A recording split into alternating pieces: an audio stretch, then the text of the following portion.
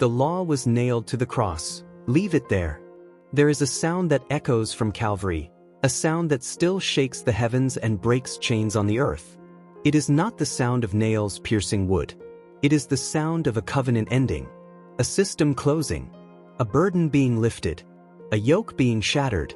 When Jesus stretched out his hands, he didn't just carry our sins. He carried the entire law that condemned us. And when the nails went through his flesh, the law was nailed there with him.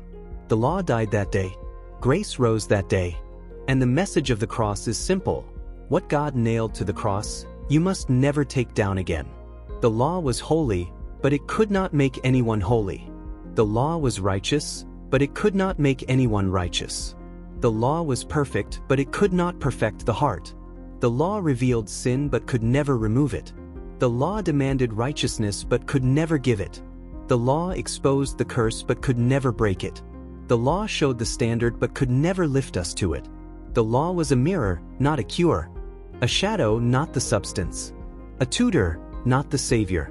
The law stood against us, written in ordinances, declaring guilt over every failure. Every command was a witness against us. Every requirement was a reminder of our weakness. Every sacrifice was a reminder that sin still remained.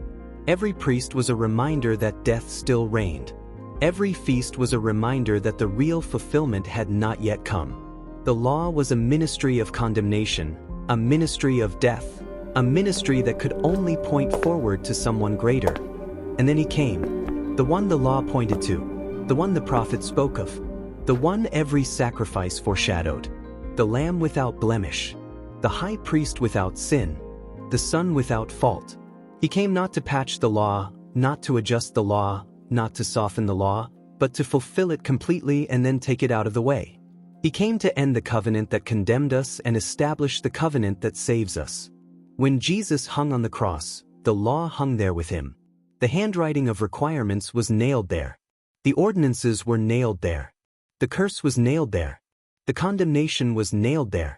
The entire system that demanded perfection from imperfect people was nailed there.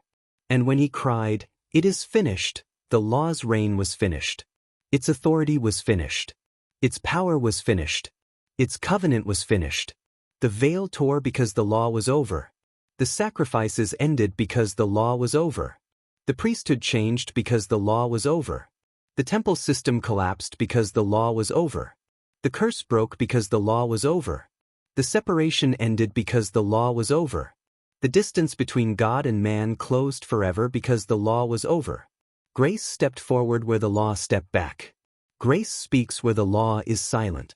Grace gives what the law demanded. Grace empowers what the law required.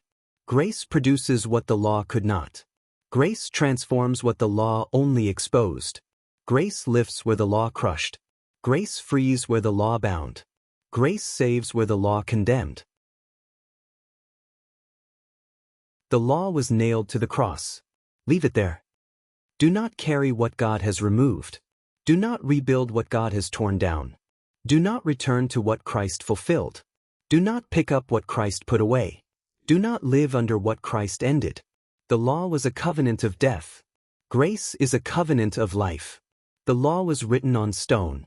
Grace is written on hearts. The law was temporary. Grace is eternal.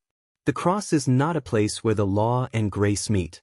It is the place where the law ends and grace begins. The cross is not a blending of covenants. It is the burial of one and the birth of another. The cross is not a negotiation. It is a replacement. The cross is not a compromise. It is a complete transfer of authority from the old to the new. Leave the law where God left it. Nailed to the cross. Finished. Leave it there, and step into the grace that reigns through righteousness. Step into the freedom purchased by blood. Step into the life that flows from the risen Christ. Step into the covenant that cannot be broken. Step into the Spirit who writes God's will on your heart. Step into the new creation that the law could never produce. There is a truth that shakes the foundations of religion and sets the captives free. A truth so simple that many stumble over it, yet so powerful that it transforms anyone who receives it.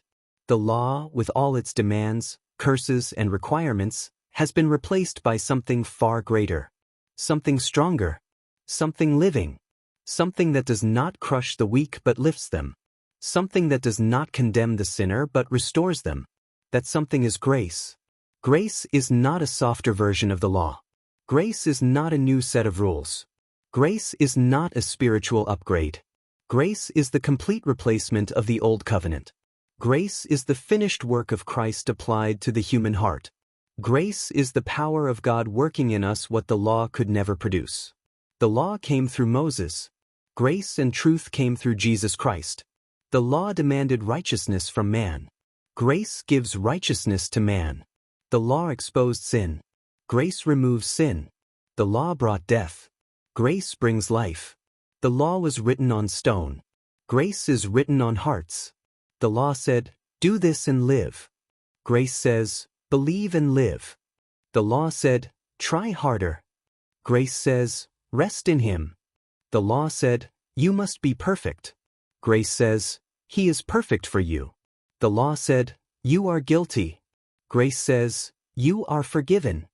The law said, "You are condemned." Grace says, "You are accepted." The law was a shadow. Grace is the substance.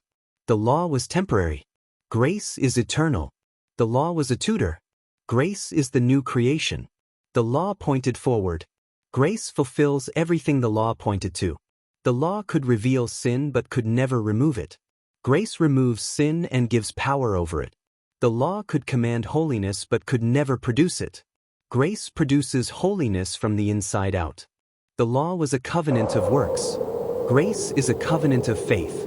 The law was based on human effort. Grace is based on divine accomplishment. The law said, "Do not come near." Grace says, "Come boldly." The law kept man at a distance. Grace brings man into the Holy of Holies. The law had priests who died. Grace has a high priest who lives forever. The law had sacrifices that could never take away sin. Grace has one sacrifice that took away sin forever. The law was a ministry of condemnation. Grace is a ministry of righteousness. The law was a ministry of death. Grace is a ministry of life. The law kills. Grace makes alive. The law was glorious, but its glory faded. Grace is more glorious, and its glory increases. The law was written on tablets that broke.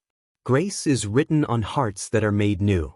The law said, "You must obey to be blessed." Grace says, "You are blessed, now walk in it." The law said, "You must earn God's favor." Grace says, "You already have God's favor." The law said, "You must strive." Grace says, "It is finished." The law said, "You must pay." Grace says, "The price has been paid." The law said, "You must measure up." Grace says, "Christ measured up for you." The law was given to Israel. Grace is given to the world. The law separated Jew and Gentile. Grace unites Jew and Gentile. The law was a dividing wall. Grace tore the wall down. The law was a covenant of flesh. Grace is a covenant of spirit. The law was powerless to change the heart. Grace transforms the heart completely. The law was nailed to the cross. Grace flowed from the cross. The law ended at Calvary. Grace began at Calvary. The law was fulfilled by Christ. Grace is given through Christ. The law was replaced by a person. Grace is that person living in us. Grace is not permission to sin. Grace is power over sin. Grace is not freedom to live in the flesh. Grace is freedom from the flesh. Grace does not lower the standard. Grace lifts the believer into the life of Christ Himself. Grace does not weaken holiness. Grace produces true holiness. Grace does not ignore righteousness. Grace gives righteousness as a gift. Grace is the new covenant. Grace is the new way. Grace is the new life. Grace is the new creation. Grace is the heartbeat of heaven. Grace is the language of the Spirit. Grace is the power of the gospel. Grace is the glory of Christ revealed in His people. The law has ended. Grace has begun. The law has faded. Grace shines brighter. The law has served its purpose. Grace now reigns. The law has been replaced. Grace is now the covenant of God with man. This is the gospel. This is the truth that sets men free. The law has been fulfilled, finished, and replaced. Grace now reigns through righteousness unto eternal life. Not by human effort, but by Jesus Christ our Lord. Walk in this grace. Stand in this grace. Live in this grace. For grace is not just God's kindness. Grace is God's power, God's presence, and God's life in you. And where grace reigns, the law has no authority. Grace is the new covenant. Grace is the new way. Grace is the life of Christ in His people. Grace is everything. Thank you for spending this time in the Word with me today. If something in this teaching stood out to you, I'd love to hear it in the comments. Your insight may bless someone else. And if you'd like to stay connected, feel free to subscribe and tap the bell. Grace and peace until next time.